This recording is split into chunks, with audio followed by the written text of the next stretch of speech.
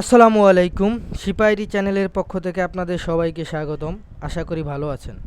আজকের ভিডিওতে আমরা কিবোর্ডের খুঁটিনাটি সবগুলো বিষয় আমি আপনাদেরকে জানাবো এবং দেখাবো। আপনারা জানেন একটি কম্পিউটারে কিবোর্ড ব্যবহার জানা অত্যন্ত গুরুত্বপূর্ণ। আপনাকে অবশ্যই কিবোর্ড ব্যবহারটা ভালোভাবে জানতে হবে। সো কথা না বাড়িয়ে আমি আমার ভিডিওতে চলে গেলাম। ভিডিওতে যাওয়ার আগে কেউ যদি আমার চ্যানেলে নতুন হয়ে থাকেন, প্লিজ সাবস্ক্রাইব মাই চ্যানেল। তো প্রথমে আমরা কিবোর্ডের কিছু কি সম্বন্ধে আমি আপনাদেরকে বলবো এবং সাথে সাথে দেখাবো। তো এর জন্য আমি একটি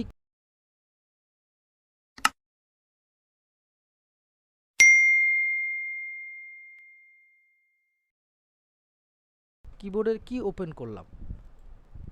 কিবোর্ডের কি ওপেন হলো, কিবোর্ডের কিটাকে আমি মার্ক করে নিলাম।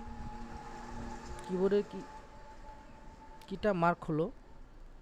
এখন আপনারা দেখুন, এ থেকে F1 থেকে F12 পর্যন্ত যে কিগুলো আছে, এই কিগুলোকে বলা হয় ফাংশন কি। 2 নাম্বার, এ থেকে জেড পর্যন্ত যে কিগুলো আছে, এই কিগুলোকে বলা হয় আলফাবেটিক কি। 3 নাম্বার, 1 থেকে 9 পর্যন্ত যে কিগুলো আছে, এই কিগুলোকে বলা হয় নিউমেরিক কি। 4 নাম্বার, তীর চিহ্ন বিশিষ্ট যে কিগুলো আছে, এই কিগুলোকে অ্যারো কি বলা হয়। 5 নাম্বার, অ্যারো কির উপরে যে কিগুলো আছে, এই কিগুলোকে বলা হয় বিশেষ কি। তাহলে আমরা কি শিখলাম বা কি দেখলাম? F1 থেকে F12 পর্যন্ত যে কিগুলো আছে, এই কিগুলোকে বলা হয় ফাংশন কি। এ থেকে জেড পর্যন্ত যে কিগুলো আছে, এই কিগুলোকে বলা হয় আলফাবেটিক কি। এবং 3 নাম্বার, 1 থেকে 9 পর্যন্ত যে কিগুলো আছে, এই কিগুলোকে বলা হয় নিউমেরিক কি। এবং তার পাশে তীর চিহ্ন বিশিষ্ট যে কিগুলো আছে, এই কিগুলো বলা হয় অ্যারো কি। এবং তার উপরে যে কিগুলো আছে, এই কিগুলোকে বলা হয় বিশেষ কি।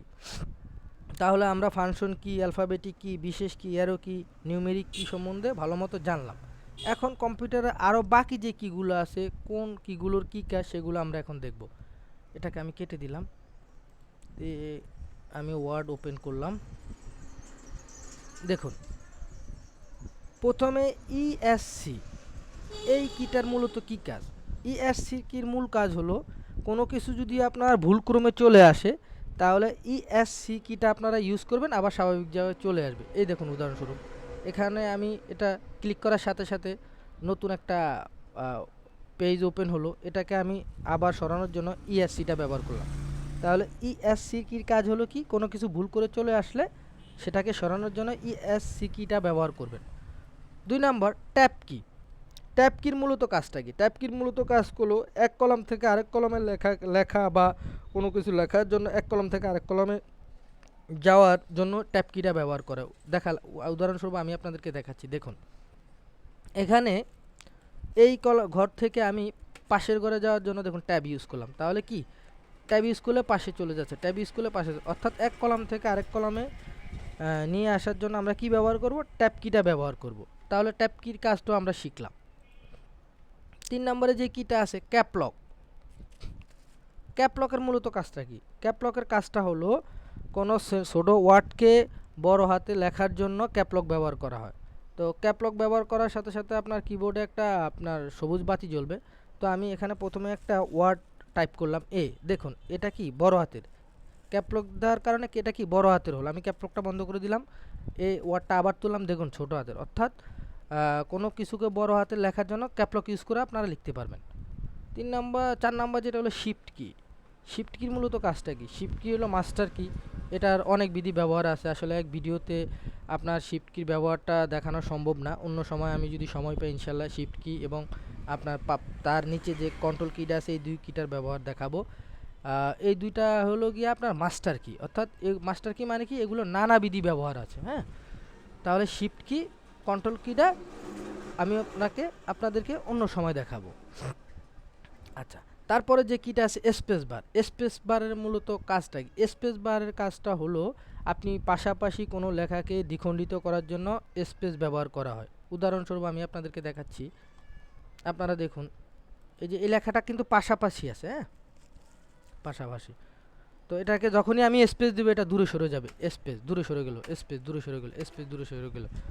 তো যে বিষয়টা হলো কোনো কিছুকে পৃথক করার জন্য কি করবেন, আপনারা স্পেস ব্যবহার করবেন। হ্যাঁ, স্পেসের কাজটা কি, কোনো কিছুকে দ্বিখণ্ডিত করার জন্য স্পেস ব্যবহার করবেন।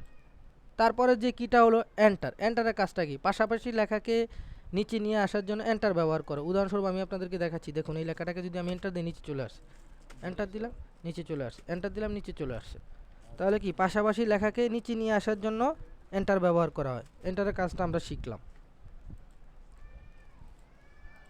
তারপরে যে কিটা আছে ব্যাক স্পেস, ব্যাক স্পেস কি, অর্থাৎ এন্টার দেওয়ার ফলে কিন্তু আমাদের লেখাগুলো নিচে চলে আসছে। হ্যাঁ, এই যে দেখুন এন্টার দেওয়ার ফলে লেখাগুলো নিচে চলে আসছে। এই লেখাকে আবার স্বাভাবিক জায়গায় নিয়ে আসার জন্য যে কিটা ব্যবহার করা হয় সেটা হলো স্পেস কি, স্পেস কি ব্যবহার করে। দেখুন লেখাটা আবার স্বাভাবিক জায়গায় চলে আসছে, এন্টার দেওয়ার পর যেটা নিচে চলে গেছে এবং ব্যাক স্পেস দেওয়ার সাথে সাথে সেটা কিন্তু আবার পুনরায় আগের জায়গায় চলে আসছে।